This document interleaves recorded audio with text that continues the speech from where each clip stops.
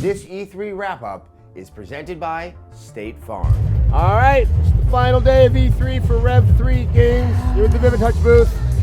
You know, in video games, we have to have competition. We must have this. So this is our best of E3. We only have a handful of categories. One of them is biggest surprise. You guys want to say what it is? I mean, it's The Division. Yeah. The Division. I wouldn't say it was surprising that Ubisoft would surprise us, but it was more of a surprise.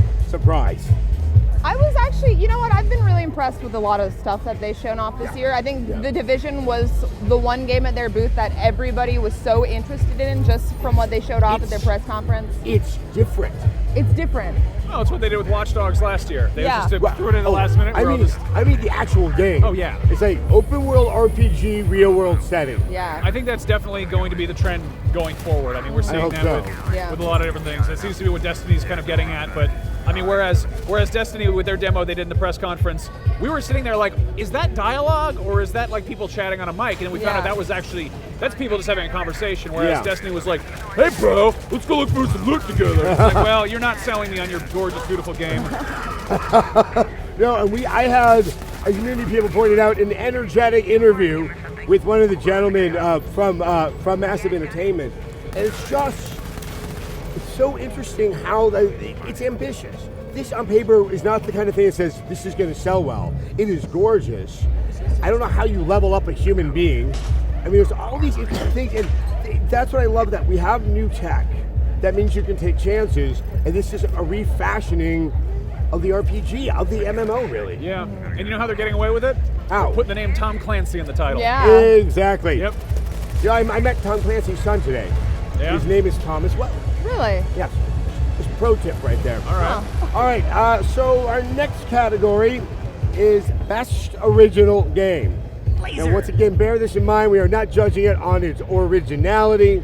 It is a game that is not an established IP. So it's not a sequel, it's not a tie-in to a superhero or Mad Max or something like that. And we have chosen... Murdered. Sole Suspect. Yeah. The name, now that they presented the name makes sense. Yeah. It's still not an original name.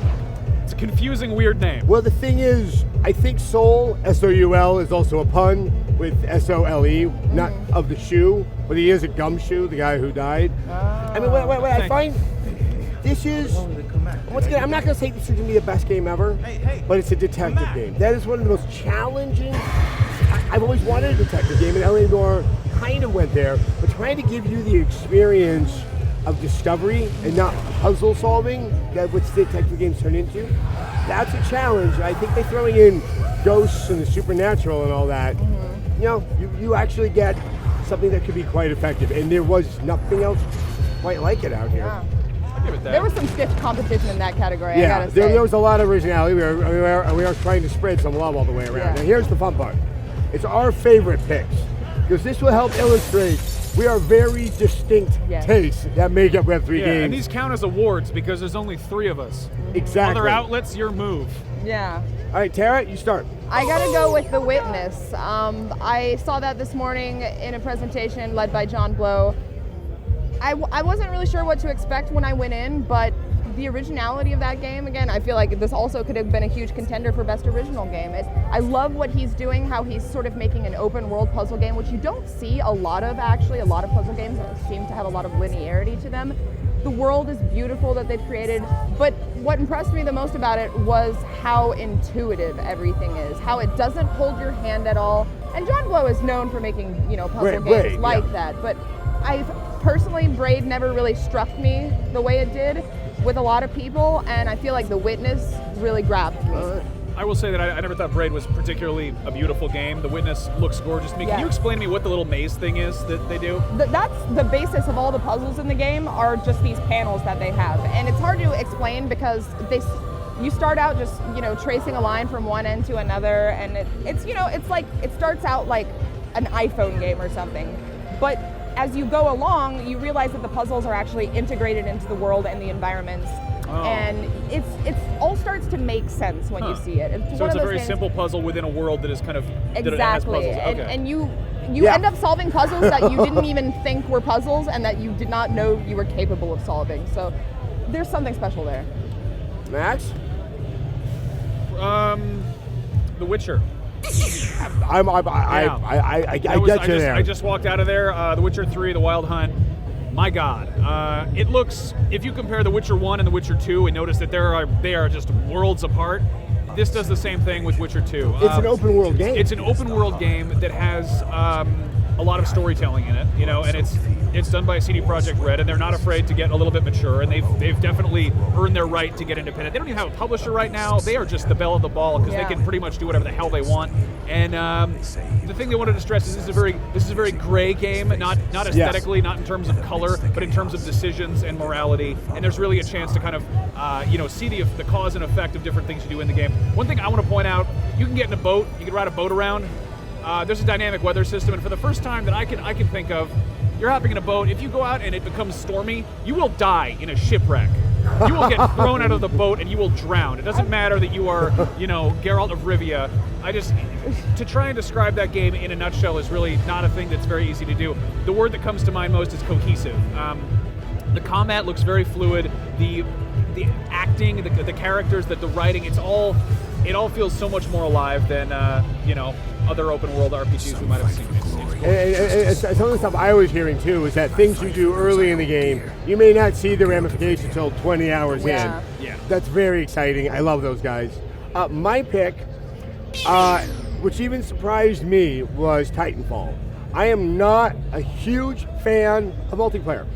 Obviously, multiplayer got really, really big, especially on the backs of Call of Duty. I've always wondered, I know I need to play, I need to do some of that. I think it's because I never found the fiction that excused the multiplayer to be all that compelling. Yeah. Because once I was like, oh, giant robots, I'm on the ground, I'm fighting the robots in this parkour, it just opens up that sense of fun and that sense of play. Yes, of course, it's going to have a story that probably things are very dire, but that seems more fun. I'm not in a poor country shooting other people. Yeah. And I just really, it was that sense of enthusiasm. Also, it was one of the very few games here where I got a very clear picture of what you're doing in it and where that game is going. It was kind of a perfect demonstration of what the package is going to be. I feel like we're going to be seeing a lot more of those games now that sort of blend single and multiplayer together. And like what I love about Titanfall is that they haven't bothered with a single player. They're like, you know what? People want to play multiplayer games. We're not even going to bother. But there is a campaign, there is story. Yeah. And there's a lot of that going on. You see it with a lot of racing games. This idea that we're going to probably have to recalibrate our way of looking at a game. Yeah. But it's very hard when we're still in the old gen and we haven't gotten those games to sit down and play with at home. Yeah, it seems like they've understood their strengths and capitalized on it. I can't fault something that has jetpacks and giant robots in it. No, it's jetpacks and giants. It's half of Pacific Rim. Yeah. So, game of show. This means that the three of us had to come to an agreement, and I think those last picks demonstrate that is not accomplished very easily. We know what our favorites are, but what do we all three agree on really showed itself very well here? Destiny. Yeah, definitely. Yeah. I mean, obviously the long-awaited game that it earned some very cranky comments from me because of the way in which it was almost shown, not shown, almost shown, and not shown. Yeah. That game has had such an odd PR cycle to it. Yeah. I feel like, during the press conference, we finally got to see it off. I mean, they showed a huge chunk of the game also. Yeah. Was what you guys saw on the show floor different than what they showed during that press conference? I was able to see a demo that was pretty much that chunk of the game. Being closer to it, I was also in attendance at the Sony press conference. They had a very strange stage design, and so I could appreciate it, but it wasn't that sense of looking for all the details. Yeah. It's beautiful, but it also, you start to get the touch of, this is a very large world, and you really, once again, moving in and out of the single and multiplayer, technically, remember, it's a shooter. there's a reason why real-time combat is not done in games that are MMOs for all intents and purposes. Yeah. Because of the ping. I mean, it's also technically very, very impressive. Yeah, I mean, regardless of your thoughts on the game itself, you can't deny that they're doing so many new things there and so many groundbreaking things. I mean, just the scale of the game is incredible. Scale. Yeah. I want to get lost in a beautiful place. It looks like a cross between a Turner painting and how I imagine the Clone Wars would look before any of the Star Wars prequels came out. It is just... No, sense of place. And that's such a key thing. I think also with your Witcher pick, you really gravitate towards that. I like and video that mystery. games because they take me someplace else. Yeah, and that sense of continuing to discover and find things. Something, when you look at the traditional MMO, the artifact of the game is so present in it that it's like, wouldn't it be cool if this could happen? And we're starting to see promise of, now you just get lost in that world. I want to feel isolated and I want to feel alienated, but I want it to be a good experience. And that's, that looks now like it we just want the game to come out. They're Yeah. saying Yeah, that would be 2014. nice. For Bungie to even identify a year is something remarkable. Yeah. So let's just cross our fingers. All right, that is our best of E3. If you've watched this and haven't seen anything else, you're probably a little mystified. So go and check out all the other videos of our coverage of E3 2013. I would like to thank Max and Tara so much for your hard work doing this, and all the guys behind the camera. Go look at the rest of the videos. You'll see what we mean. Remember, in real life, you can't just reload your last save. Take your insurance game to the next level. Visit statefarm.com.